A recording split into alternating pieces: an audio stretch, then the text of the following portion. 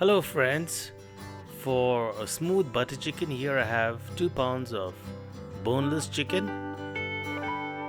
I've added just a little bit of oil. For butter chicken you could either add ghee or clarified butter. 4 tablespoons of yogurt. Basically the yogurt would keep all the spices together. Here I have butter chicken masala. I would add about 1 tablespoon. If you like it to be a little spicier, you could add a little more. But all the spices which I'm adding are all according to your taste.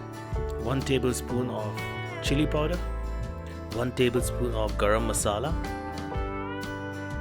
half a tablespoon of turmeric powder.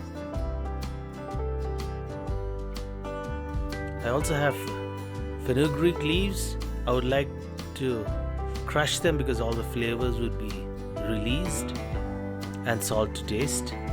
Let's add 2 tablespoons of ginger garlic.